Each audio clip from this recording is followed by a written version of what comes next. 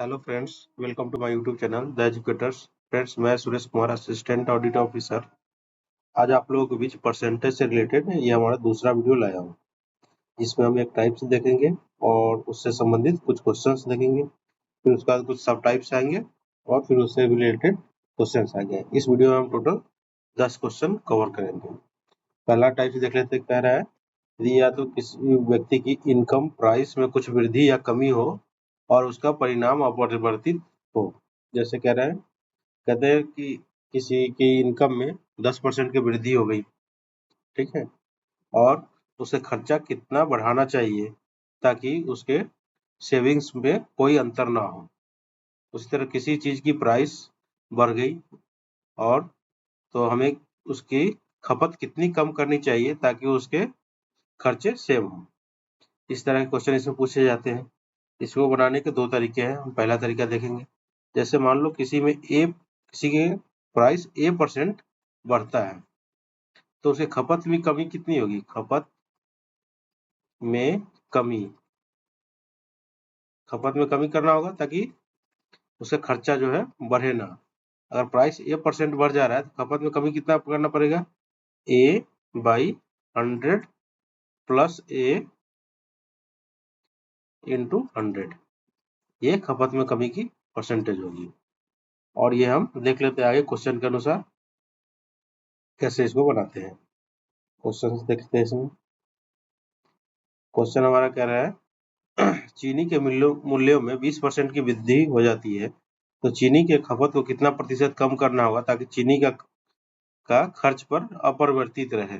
यानी चीनी के खर्च में कोई अंतर नहीं आना चाहिए। मूल्य कितना बढ़ रहा है? 20%। हमारा यहाँ ए इक्वल टू कितना हो गया? 20%। तो हम पीछे वाला फॉर्मूला लें तो हमारा खपत परसेंट कितना हो जाएगा? खपत परसेंट में कमी कितनी हो जाएगी? ए बाई 100 प्लस ए था, ए बाई 100 प्लस ए, यानी 100 प्लस 20 इंटू 100। अब हम इसको काट देंगे। इक्वल टू 20/120 गुने 100।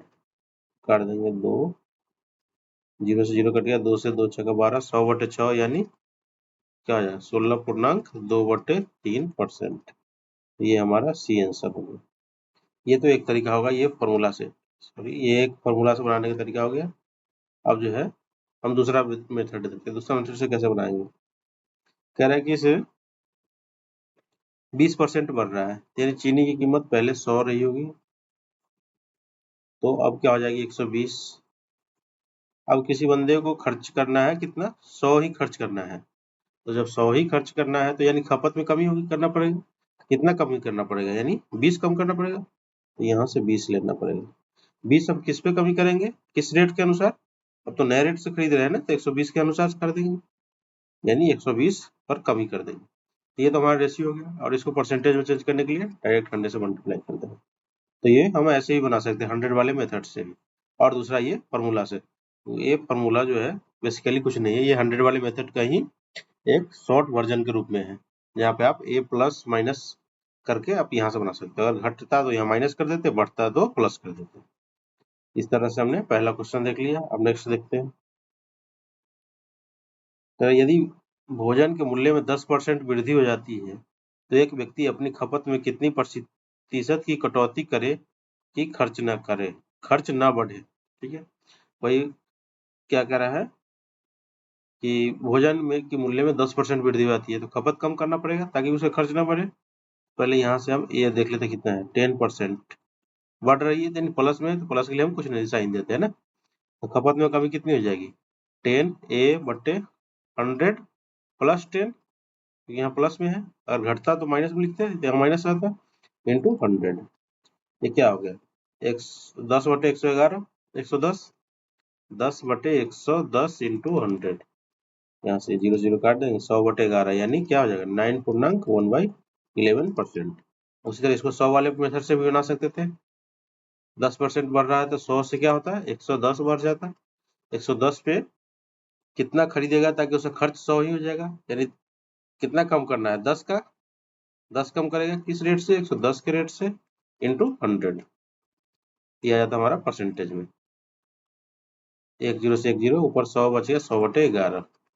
यानी दोनों मेथड से हमारा आंसर सेम ही आएगा, है ना। तो इस तरह हम देख सकते हैं, अगर किसी को ये फॉर्मूला एग्जाम में न याद हो, ये याद ना रहे, तो फिर डायरेक्ट ऐसे भी बना सकते हैं। अब नेक्स्ट क्वेश्चन देखते हैं। नेक्स्ट कह रहा है, एक मजदूर की मजदूरी में 20% कटौती कर दी गई, तो उसे पहले के बराबर मजदूरी मिले उसके लिए कितने प्रतिशत की वृद्धि की आवश्यकता है। अब यही जो है, पहले के बराबर मिलना है, तो पहले ए इक्वल टू कितना आ जाएगा, यहाँ पे 20% की कटौती है, यानी कटौती है यानी माइनस हो जाएगा, माइनस 20%। तो हम जो फॉर्मूला निकाले थे कि 100 वाला, अभी जो फॉर्मूला दिखाए थे आपको, a/100 + a इंटू 100, तभी जाकर उसका बराबर होगा। तो बराबर करने के लिए यहाँ हमारा कितना परसेंट बढ़ाना होगा वो देखते हैं। ए कितना है हमारा, 20/100 माइनस 20 इंटू 100। यहाँ घट रहा है इसलिए यहाँ पर माइनस दे दिया है ना, बाकी ऐसा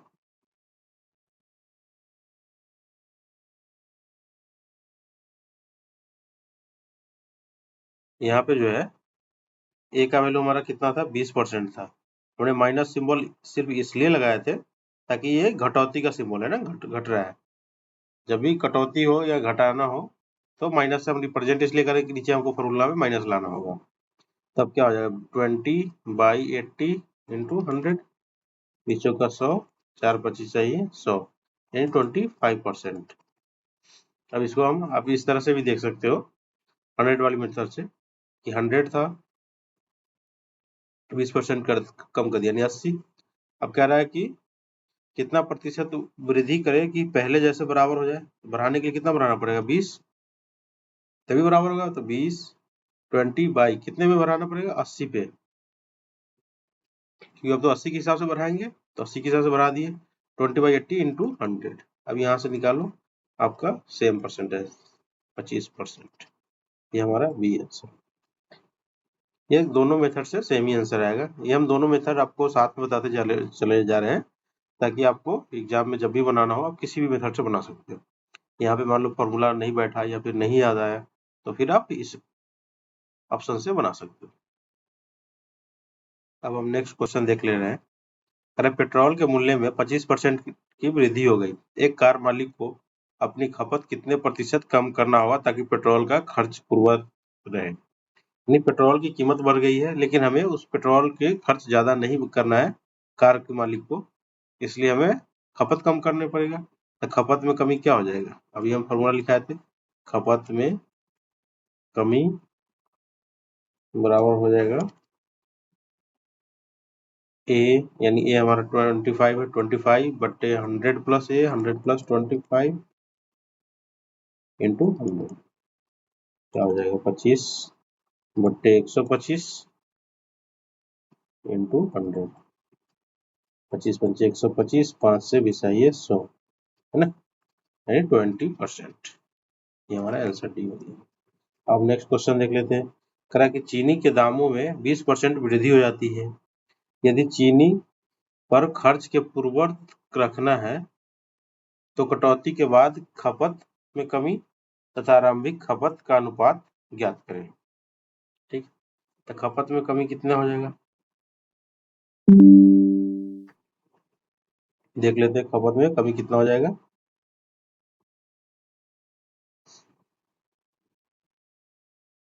क्या चीनी के में दामों में वृद्धि कितनी होती है, 20%, यानी ए इक्वल टू हमको यहाँ दे दिया है 20%।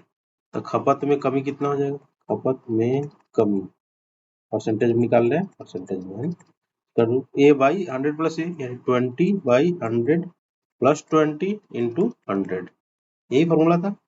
इससे हम काट देते हैं, 120 नीचे हो गया, ऊपर 20, 20 छक्का 120, डायरेक्ट यहाँ काट देंगे, यानी 100/6, 100/6 हो गया। ये हम इतनी कमी हो जाएगी, ठीक है, यानी 50/3 हो गया। कह रहा है तो कटौती के बाद खपत में कमी तथा आरंभिक खपत का अनुपात ज्ञात करें। कटौती के बाद खपत की कमी, खपत में कमी कितनी, 50/3, 50/3 इतना परसेंट है, कमी है, बट्टे अनुपात निकालना है, रेशियो। खपत में कमी का अनुपात किसके साथ निकालना है, आरंभिक खपत का अनुपात। आरंभिक कितना था, 100%, आरंभिक तो 100% होगा ना, ये इस दोनों को काट दिए। अब 50 से कटेगा, 50 से 50 दूना 100, अब क्या हो जाएगा, ऊपर 1 बच गया, नीचे क्या हो जाएगा, 1:6। हमारा ऑप्शन सी आंसर है। ये रेशियो निकालने वाला फिर से एक बार देख लो, क्योंकि हमने यहाँ तक तो ठीक निकाल दिया, 50/3%, ये जो है 50/3% हमने सही निकाल दिया। अब उसका रेशियो किसके किसके बीच निकालना है, रेशियो करें तो कटौती के बाद खपत में कमी, खपत में कमी हमने ये निकाला था 50/3, 50/3 तथा आरंभिक खपत का अनुपात, आरंभिक खपत कितना था, 100, इस दोनों का अनुपात हमने निकाल दिया, तो क्या आ गया, 1:6। अब हम नेक्स्ट क्वेश्चन देखते हैं। अच्छा, नेक्स्ट दूसरे टाइप का आ गया ना, सब टाइप से उसी का, जिसमें जब दो क्रमिक छूट या एक बढ़ोतरी, दूसरा घटौती या दो बढ़ोतरी हो तो परिणाम क्या होगा। कह रहा है या तो दो क्रमिक छूट हो, या दो लगातार बढ़ा रहा हो, या फिर एक बढ़ा रहा हो दूसरा घटा रहा हो, तो परिणाम क्या होगा। इसका फॉर्मूला यहाँ पर लिखा हुआ है, इसका परिणाम हो जाता है, परिणाम is equal to a plus b plus a into b divided by 100। या a जो है अगर बढ़ोतरी होगा, a और b, a एंड b अगर बढ़ोतरी होगा, बढ़ रहा होगा ना, अगर बढ़ेगा इसका सिंबल हम हमेशा पॉजिटिव लेंगे, ठीक है, प्लस, इसके साथ हालांकि सिंबल देने की जरूरत नहीं है, प्लस मान के चलेंगे। और a और b का वैल्यू अगर घटेगा, अगर a और b का सिंबल वैल्यू जो है घटेगा, तो हम क्या करेंगे, माइनस मान के चलेंगे। अब जहां जहां हमको a लिखना है वहां माइनस a का वैल्यू लिखेंगे माइनस के साथ, b में जहां जहां लिखना होगा माइनस के साथ लिखेंगे। इससे क्या होगा, हमारा आंसर सही आएगा। इसलिए हमको कई फॉर्मूले याद करने की जरूरत नहीं होगी, एक फॉर्मूला से ही हमारा सारा काम हो जाएगा, ठीक है।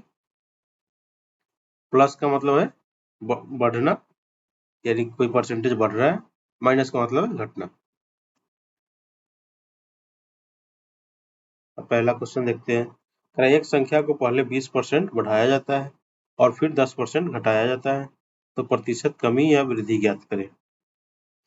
ए यहाँ दे दिया 20%, प्लस है, बढ़ाया जाता है। बी का वैल्यू कितना है, 10%, कुछ नहीं है, माइनस में है ना, -10%, क्योंकि ये घटाया जाता है ना, घटाया जाता है तो इसको माइनस में ले लेंगे। तो परिणाम क्या आ जाएगा, परिणाम क्या होगा उसका, दोनों का परिणाम, तो 20 प्लस बी का वैल्यू -10 है, -10 प्लस 20 इंटू बी का वैल्यू -10/100, ना, यही होगा। क्या हो जाएगा, 20 माइनस 10, ये क्या हो जाएगा, माइनस माइनस, दो जीरो कट जाएगा यहाँ से, ये 2 एकम 2, प्लस माइनस माइनस, ये माइनस हो गया। 20 में से 10 2 12 घट गया, तो 8%, यानी 8% क्या है, प्लस में है हमारा, इसका मतलब इंक्रीज होगा, बढ़ेगा, इंक्रीज। अब नेक्स्ट क्वेश्चन देखते हैं। अगर किसी वस्तु पर लगाए गए कर में 10% की कमी हो जाती है और इसकी खपत 10% बढ़ जाती है, तो इस वस्तु से होने वाले आय में परिवर्तन ज्ञात करें।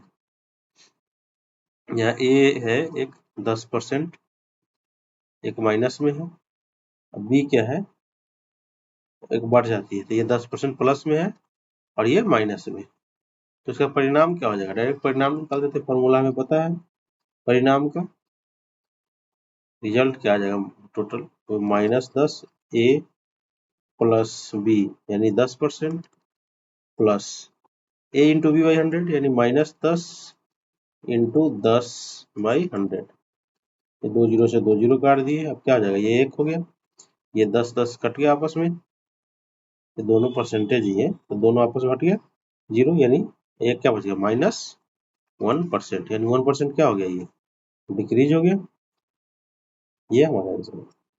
अब नेक्स्ट क्वेश्चन देख लेते हैं। एक वस्तु की कीमत में लगातार 2 बार 10% की क्रमागत वृद्धि हो गई, पुनः वस्तु की आरंभिक कीमत प्राप्त करने के लिए बढ़ी हुई कीमत में से कितना प्रतिशत की कमी करनी होगी। कह रहा है पहले कीमत तो 2 बार बढ़ा दी गई 10% की क्रमागत वृद्धि पे। अब कह रहा है उसको पहले वाली कीमत पे लाने के लिए कितना परसेंट कम करना होगा। तो सबसे पहले तो इसको देखिए, जब 2 बार 10% बढ़ा है तो कितना परिणाम उसका कितना आ जाएगा, कितना परसेंट बढ़ेगा टोटल, है ना, वो देख लेते हैं। तो बढ़ेगा कितना, 10 plus 10 plus 10 plus into 10 by 100, तो a plus b plus a into b by 100, वही वाले फॉर्मूला लगा दिए और 2 जीरो से 2 जीरो काट दिए, यानी 10 10 20 एंड 1 21% बढ़ गया, है ना, 21% बढ़ गया। यानी 100 की जो चीज थी वो अब कितनी की हो गई, 121 की, है ना। तब इसको पहले वाली राशि पे लाने के लिए कितना घटाना पड़ेगा, 21 घटाना पड़ेगा।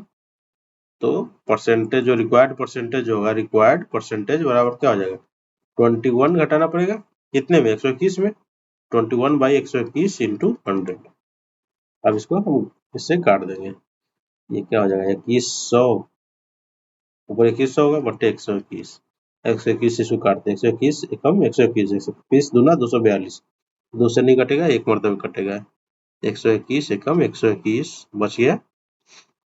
यहीं पे हम कैसे भाग लाते हैं ये भी देख लीजिए, 121 एकम 121 बच गया 89, 89, 89 पे एक जीरो हो गया यानी 890, 121 सत्ते 847 बच गया 43, 43 पे एक जीरो आ गया, एक जीरो तो आ गया, लेकिन अब जो जीरो लेंगे तो दशमलव देना पड़ेगा हमें, दशमलव दे दिया हमने, एक जीरो आ गया, है ना, 47 पे एक जीरो यानी 121 चौका हो जाता है 464, 47 पे एक जीरो 470 हो गया, 121 चौका कितना होगा 484, यानी 4 से नहीं लगे, 121 तिहाई 363, 363 और वहां था 470 यानी 107 बच गया, यानी 17.3 आ गया, लेकिन 17.3 से हमारा ये सिर्फ एक ही ऑप्शन है, तो आगे हमें भाग लाने की जरूरत नहीं है, ठीक है, इसी से हमारा आंसर यहाँ मिल गया। हम लगा सकते हैं लेकिन कोई जरूरत नहीं है, क्योंकि हमारे पास टाइम कम होता है एग्जाम में, कांस्टेंट टाइम होता है, उसी टाइम में हमें सॉल्व करना होता है, इसलिए जैसे हम अपना ऑप्शन बी मार दिए। नेक्स्ट क्वेश्चन देखते हैं। यदि किसी किताब का मूल्य पहले 25% घटाया जाता है और फिर 20% बढ़ाया जाता है तो किताब की कीमत में कितना वास्तविक परिवर्तन आएगा। वही वाली बात है ए और बी वाली, है ना।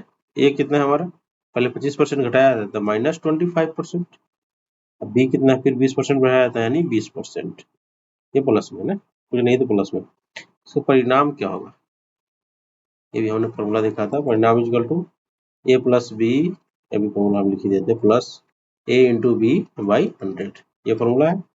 ये कितना है -25 प्लस 20, बी 20 है, प्लस एक कितना है -25 इंटू बी कितना है 20 बाई 100, कैसे काट देते हैं, 20 पंचे 100, 5 से 50 25। अब देखिए ये माइनस में है, -25 प्लस 20 -5, 25 5 30, 30 में से 20 गया 10, -10%, 10% जो माइनस में, इसका मतलब क्या होगा, डिक्रीज होगा, 10% डिक्रीज, ये हमारा आंसर हो गया। अब हम क्वेश्चन नंबर 5 देखते हैं, ये बहुत ही अच्छा क्वेश्चन है, ये थोड़ा देखने में थोड़ा कॉम्प्लिकेटेड लगेगा लेकिन हम बहुत ही आसानी से इसको सॉल्व करेंगे। कह रहा है किसी वस्तु के मूल्य में 8% की वृद्धि कर दी गई, उसके बाद उसके नए मूल्य में पुनः 8% की कमी कर दी गई।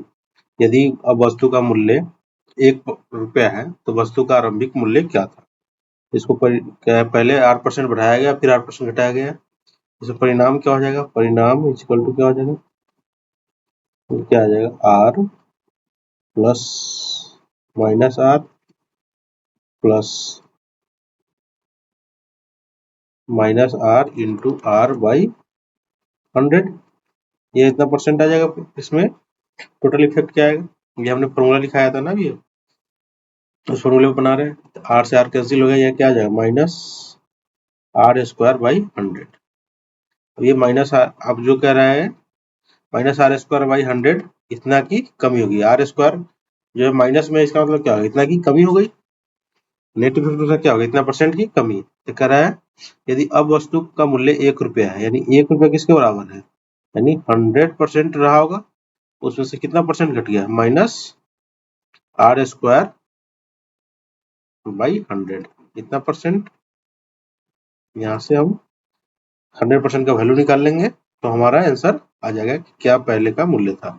यानी इसको एलसीएम लेके देखिए 10,000 1 rupees equal to 10,000 minus 10,000 minus r square by 100 इतना परसेंट। ये आपको इधर क्रॉस मल्टीप्लीकेशन करेंगे तो यानी क्या हो जाएगा 1% की वैल्यू क्या हो जाएगी, यहाँ से इधर चला जाएगा 100 बाई ये 1% की वैल्यू निकाल रहे हैं क्योंकि यहाँ से सबको उधर ले जा रहे हैं तो 1 बच जाएगा इधर 100 बाई 10,000 माइनस आर स्क्वायर। फिर हमारा संख्या कितना रहा होगा 100% रहा होगा। ऑब्वियसली सी बात 100% की वैल्यू क्या आ जाएगी 100 से दोनों साइड मल्टीप्लाई कर देंगे तो ऊपर मल्टीप्लाई करेंगे कितना आ जाएगा इधर 100 से मल्टीप्लाई किया इधर से करेंगे कितना आ जाएगा 10,000 divided by 10,000 minus r square. ये जाके हमारा पहली संख्या हमारा क्या हो जाएगा ये हो जाएगा। इस तरह हमारा आंसर कौन सा हो जाएगा 10,000 बाई 10,000 माइनस आर स्क्वायर। ये आपको मेंस लेवल का क्वेश्चन है। ये आपको बहुत से एग्जाम में ऐसे ही पूछे जाते हैं जिसमें बच्चे घबरा करके इसमें बहुत सारे बच्चे ज़्यादा चांस होता है कि गलती ही करें, इसलिए इसमें घबराने की कोई बात नहीं। बहुत ही हमने कंसेप्ट से बहुत ईजी तरीके से बना दिया।